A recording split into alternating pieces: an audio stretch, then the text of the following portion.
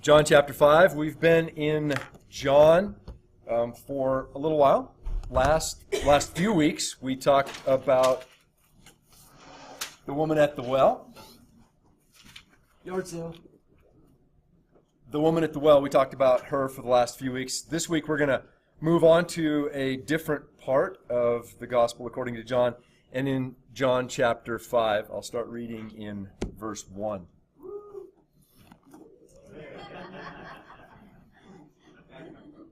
Yeah, where did that come from? John chapter 5, verse 1. After this, there was a feast of the Jews, and Jesus went up to Jerusalem. I found it interesting that John didn't record for us what feast it was. He just said there was a feast. It's like he's writing this, and he's remembering, well, there was this feast, but I don't remember which feast it was, but it was a feast. And so it happened during a feast. Verse 2, Now there was in Jerusalem by the sheep gate a pool, in Aramaic called Bethesda, which has 5 roofed colonnades. In these lay a multitude of invalids, blind, lame, and paralyzed. One man was there who had been an invalid for 38 years. When Jesus saw him lying there and knew that he had already been there a long time, he said to him, Do you want to be healed? The sick man answered him, Sir, I have no one to put me into the pool when the water is stirred up, and while I am going, another steps down before me. So if you're reading a Bible that's not an NIV or an ESV, yours has a verse 4. Mine has a verse 3 and then a verse 5. Verse 4, let me try to read it as it might appear in your Bible. Verse 3, In these lay a multitude of invalids, blind, lame, and paralyzed, waiting for the moving of the water.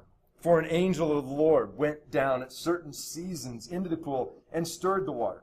Whoever stepped in first after the stirring of the water was healed of whatever disease he had. Okay, so the explanation for why some of us have a verse 4 and some of us don't. Back in the day, there wasn't copy machines. And so if somebody wanted to copy John's letter, John's gospel, they couldn't just lay it on a machine and copy it. They copied it by hand. And some people copied it left hand. Some people copied it right hand. And so as that was kind of their job. They copied the Bible over and over and over and over. And what would happen is maybe somewhere along the way, somebody would forget something. They'd be reading line after line after line after line, and then they would skip a line. I know this happens because I did calligraphy in junior high, and I was so focused on the lettering and, making it just right, which really wasn't all that right because I'm not that good at calligraphy. But I would then read it back and I'd go, this makes no sense. Because I'd skip words, I'd skip letters, because I was so worried about getting the calligraphy right. So I know that can happen, that as you're writing a text, you can skip something. Another thing that might have happened is that if verse 4 didn't exist ever, somebody at some point wrote in the margins of the text, well, I think maybe an angel came down, stirred the water, and then people would get in, and the first person in would get healed. And that's important because the guy's answer to, do you want to be healed, is, well, I have nobody to help me into the pool, and when the water is stirred, I don't get there first. Somebody always beats me into the water. And without verse 4, we have no idea why that's important, right? We don't realize that there's a race to the water, and the first one in gets healed. So I kind of think that maybe, and this is not a diss on the ESV or the NIV, that the other manuscripts maybe are right in that they say this happens, this water got stirred by an angel. And so I think that that's possible, but it doesn't really matter all that much because both the NIV and the ESV make a note that say some manuscripts have this verse in it, and then all your other Bibles have that verse in it. So it's not that big a deal, but I thought I would point it out in case any of you were reading a text that I wasn't reading from, and then you would have been wondering why I skipped verse 4. Especially since it becomes important in verse 7. Verse 8. So the guy says, I don't have anybody to help me, and when the water's stirred, somebody else always gets in first. Verse 8. Jesus said to him, Get up, take your bed, and walk. And at once the man was healed and took up his bed and walked. Now that day was the Sabbath. So the Jews said to the man who had been healed, It is the Sabbath, and it's not lawful for you to take up your bed. But he answered them, The man who healed me, that man said to me, take up your bed and walk. They asked him, who is the man who said to you, take up your bed and walk? Now the man who had been healed didn't know who it was, for Jesus had withdrawn as there was a crowd in the place. It's kind of like Jesus did this ninja thing. Zips out, heals him, and then just disappears back into the crowd. The guy has no idea who it is. I lost my place. Verse 14. Afterward, Jesus found him in the temple and said to him, see, you are well. Sin no more, that nothing worse may happen to you. The man went away and told the Jews that it was Jesus who had healed him. And this was why the Jews were persecuting Jesus, because he was doing these things on the Sabbath. But Jesus answered them, my Father is working until now, and I am working. Verse 18. This was why the Jews were seeking all the more to kill him, because not only was he breaking the Sabbath, but he was even calling God his own Father, making himself equal to God. Okay, so Jesus, we've got this story about Jesus going to this pool, Bethesda, and interacting with this guy who he's an invalid, and he's lame, and he has been for 38 years, and he apparently wants to be healed because he's there. But he doesn't ever make it to the water. And Jesus says, so do you want to get well? And the guy doesn't just say yes. He kind of whines and says, well, I got nobody to help me into the water, and somebody always beats me into the water when the water's stirred, and so I never get in. And for 38 years, this has been going on. And so he's been in this place at this time, and I don't know, maybe he really did want to get healed, and he was just never positioned right, and he really didn't have anybody to help him. But the fact remains that he never made it to the water. And when Jesus said, do you want to get healed? He just made an excuse as to why he had not yet been healed. Our first point for the morning is God heals whom he will. God heals whom he will.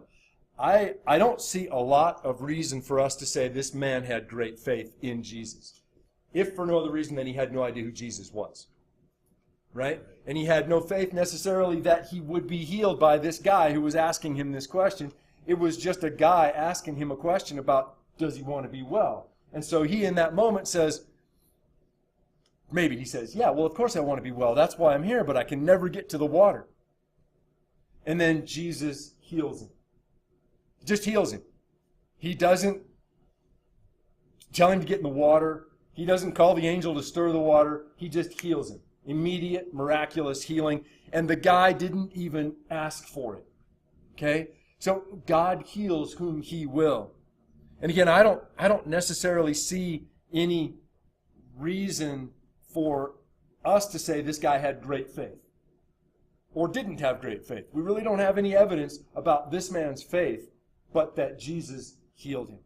So God heals whom he will. The second point is Jesus is the one who can help us. The guy's response to Jesus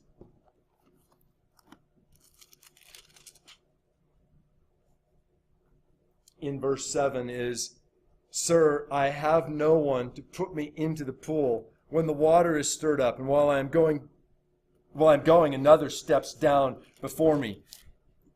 He was looking for someone to help him into the water. And he found the one who can help, Jesus. And Jesus didn't help him get into the water, but Jesus healed him. So Jesus is the one who can help. And Jesus is the one who can help with sickness, right? He's the one who can help with sin. He's the one who can help with temptation. You can run all over the place with this. There are so many applications where Jesus is the one. Not just a one, but the one. There aren't others, right, that can do this like Jesus can. He is the one. I'm going to have you turn in your Bible to Chronicles, 2 Chronicles chapter 16. It's not going to be up on the screen. I just want you to be old school again, like we were previous weeks when we didn't have the screen. Jesus, 2 Chronicles chapter 16. The man didn't recognize Jesus as the one who could help him, but Jesus is the one who can help. And so I have to ask questions, and these aren't in your notes, but you can certainly write it down, and that is, Do I see him as the one? Do I see Jesus as the one who can help me? Do I maybe just complain that nobody else is coming alongside me to help me? Do I just complain that there's no help out there because I don't recognize Jesus as the one and I expect somebody else to be stepping up to his plate and helping me? Do I recognize him as the one? Do I just complain that I don't have anybody to help me? Or do I not turn to Jesus and rely on other stuff? Like myself. Like I've always been able to handle this in the past very poorly, so I'm going to do it that way again. Right? Do I rely on me in that time when I really need to rely on him? In 2 Chronicles chapter 16, we see a point, and that is that God, from the beginning, wanted us to rely on him, and we have a tendency not to. In 2 Chronicles chapter 16, this is all about the kings of Israel and Judah, and I'm not going to get into why there's both, but there is. Chapter 16, verse 1, in the 36th year of the reign of Asa, Baasha, king of Israel, went up against Judah and built Ramah. Okay, so you've got the king of Israel going to attack the king of Judah. And by the way, they are all Israelites, they're all Jews, they're all God's chosen people, but they're attacking one another. Things have gotten pretty bad in Israel, Judah at this point. They're attacking one another. Verse 2, Then Asa took silver and gold from the treasuries of the house of the Lord and the king's house and sent them to Ben-Hadad, king of Syria, who lived in Damascus. Okay, so that king is not a Jewish king, not an Israelite king, not a king of Judah. He's a king of Syria, another nation, not the chosen people. All right? With me so far? Asa says to Ben-Hadad, verse 3, There's a covenant between me and you, as there was between my father and your father. Behold, I'm sending to you silver and gold. Go break your covenant with Baasha, king of Israel. All right, so both of these kings, both of these Jewish kings, had treaties with Ben-Hadad, the Syrian king. Apparently, he was relatively powerful. And both of them now are claiming to have treaties with him that he would help them. So Asa says, go break your treaty with that other king so you can help me. Go break your covenant with Baasha, king of Israel, that he may withdraw from me. And Ben-Hadad, listened to King Asa, and sent the commanders of his armies against the cities of Israel, and they conquered Ijon, Dan, Abel-Maim, and all the store cities of Naphtali. And when Baasha heard of it, he stopped building Ramah and let his work cease. Then King Asa took all Judah, and they carried away all the stones of Ramah and its timber, with which Baasha had been building, and with them he built Geba and Mizpah. At that time, Hanani, the seer, read that to be prophet, came to Asa, king of Judah, and said to him, Because you relied on the king of Syria and did not rely on the Lord your God, the army of the king of Syria has escaped you. You get that? You get that? Their job was actually to deal with the king of Syria, not the king of Israel.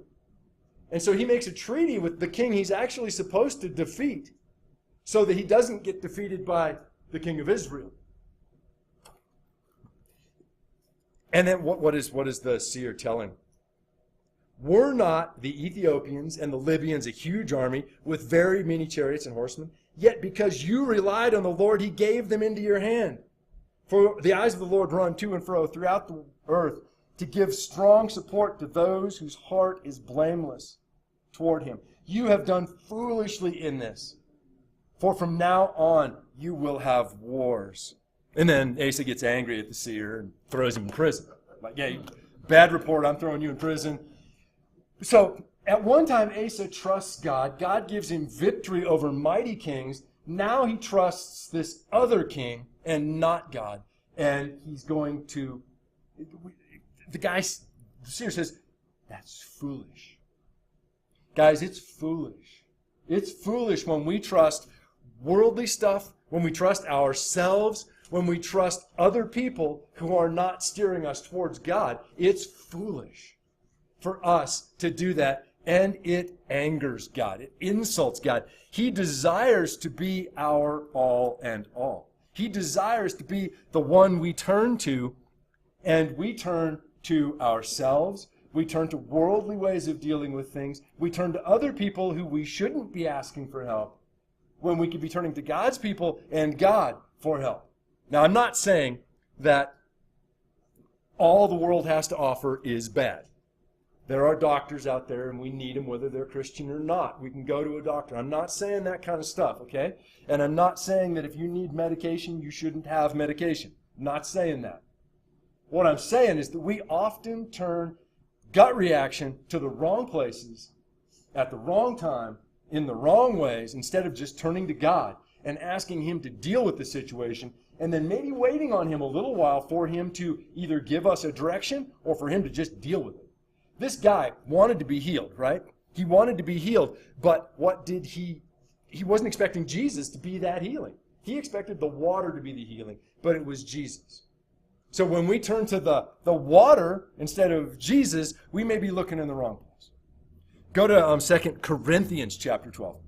Back in the day when I was teaching in youth stuff, we were in a high school meeting, and somebody had listed all these verses that the kids were supposed to look up and then read, and one of them was in 2 Chronicles, and the kid looked up 2 Corinthians, and it was just all wrong when he started to read it. So I'm going to make you do both today.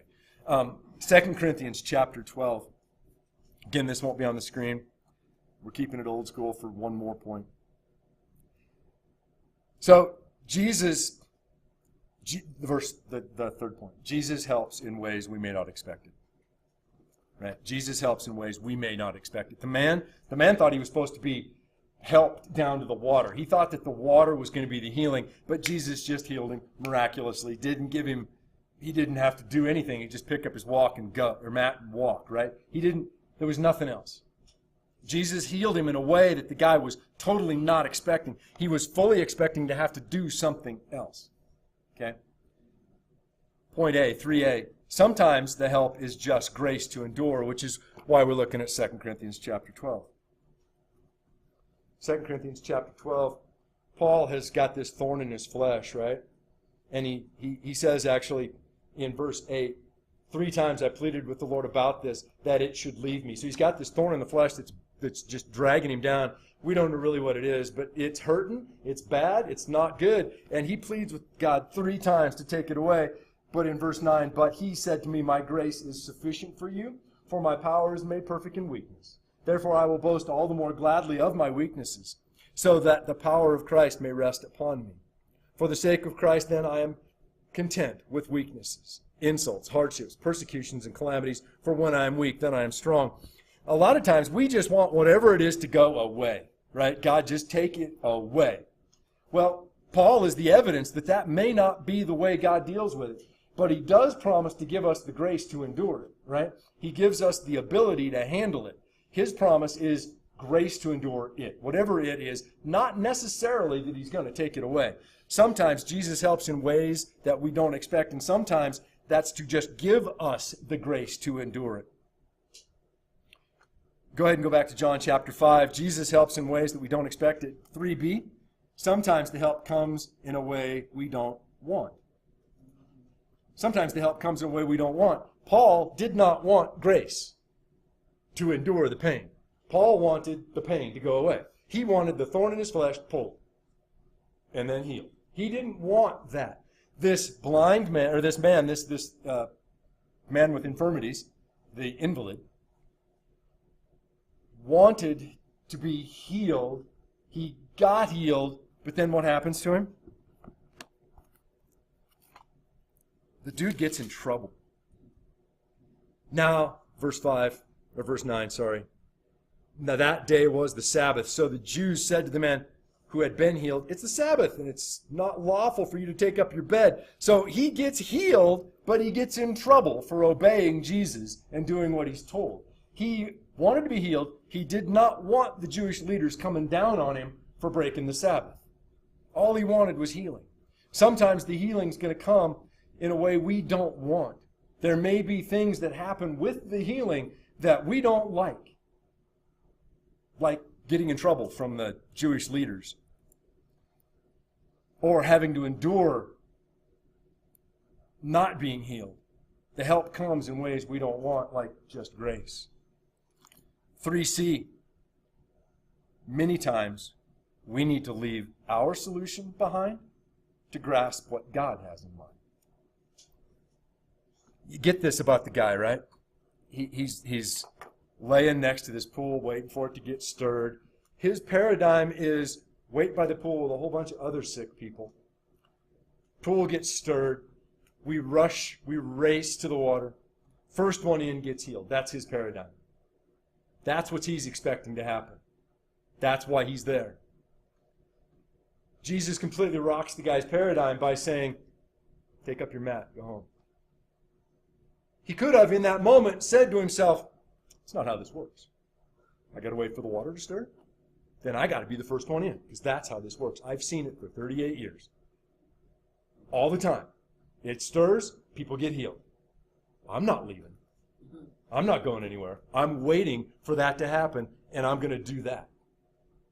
So, he had to leave his solution behind before he could grasp what God had in mind.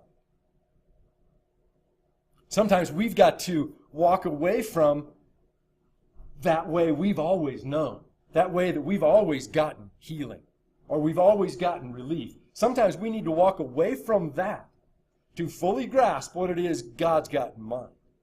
We do a lot of, should I say stupid things? Doing them our way. And just relying on either what I've always done or what everybody else has always done, and not relying on God, and not focusing on the healing He has for me, or the grace He has for me, or even when He gives me the grace, I still want the healing, because that's really all I want. And we rely on things that are not what God has in mind. Like the man, he just had to say, no, all I got to do is do what this stranger's telling me to do. So in that, I see some faith, right? He got up, he grabbed his mat, and he could walk. Maybe not in that order. Fourth thing is, Jesus worked on the Sabbath. Look at verse 16.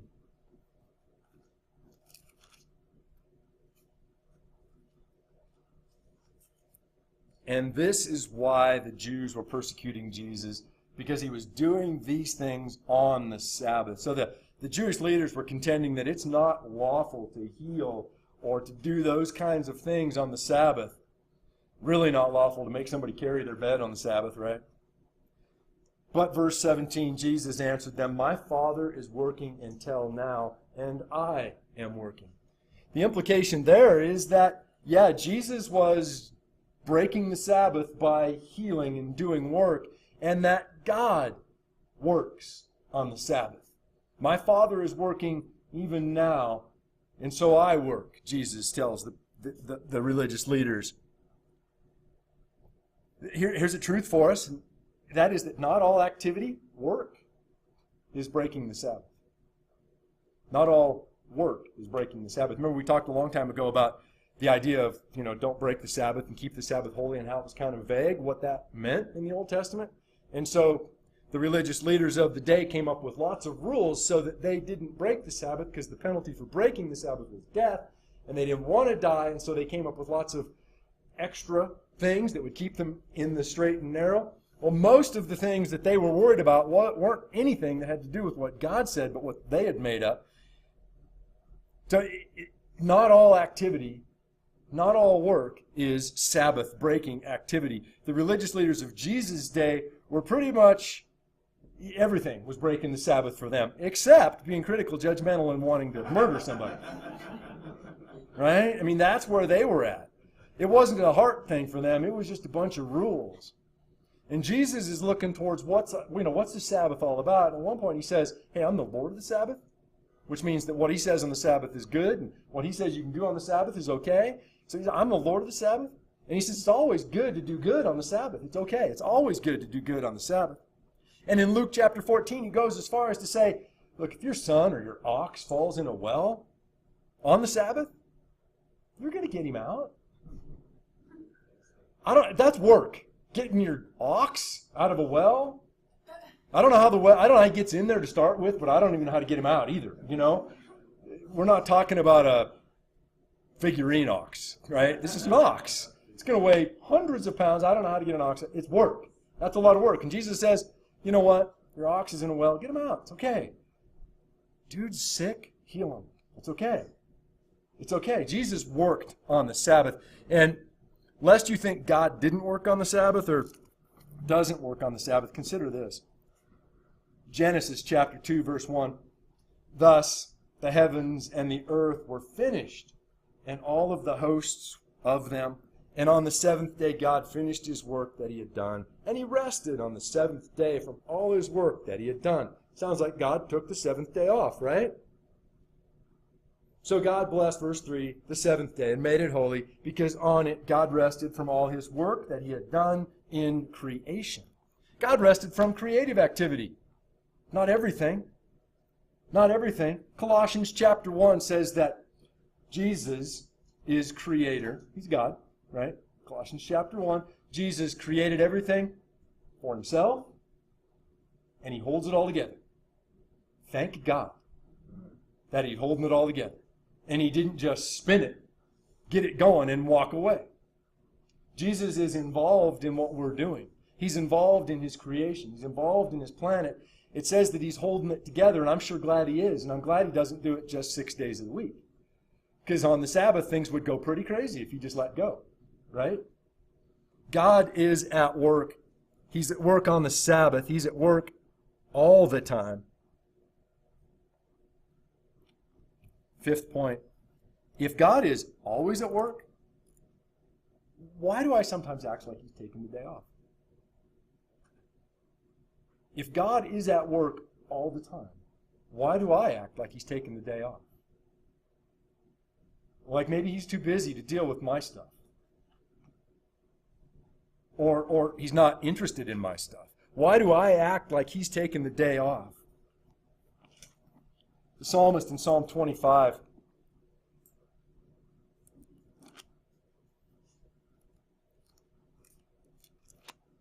in my notes, I don't need to look it up. Verse 15, it's actually David, King David. He says, my eyes are ever on the Lord, for only he will release my feet from the snare. The psalmist, David, realizing that it's only God who will release him from the snare. Only God can release him from the snare. And so he's got his eyes where? On God. Not on all of the other things that he might think are possible solutions to his problem, but on God. Psalm 121. I don't know if this is going to be up there, but if you've got a Bible, go ahead and go there. If you don't have a Bible, you should. Psalm 121. It's a song of ascents. We talked about that a few weeks ago on our worship day, right? Song of ascent. Verse 1, I lift up my eyes to the hills. From where does my help come? My help comes from the Lord who made heaven and earth. Think about that for a second. He created you. He created all of this. Who better to help you deal with this than the Creator? Right? He put it all together. He holds it all together. Who better to help us? Verse 3, he will not let your foot be moved. He who keeps you will not slumber. Behold, he who keeps Israel will neither slumber nor sleep. God doesn't take the day off. God doesn't even nap. He's involved. He's involved with us. He's involved with our lives. He's here. The Lord is your keeper. The Lord is your shade on your right hand. The sun shall not strike you by day, nor the moon by night. The Lord will keep you from all evil. He will keep your life. The Lord will keep you going out, your going out, and your coming in from this time forth and forevermore. God is our help, an ever-present help in trouble. He's with us, and we act like he's not. We do all kinds of things that are not helpful, rather than just relying on him and calling on him. I'm going to close us in prayer. They're going to come up and lead us in a closing song.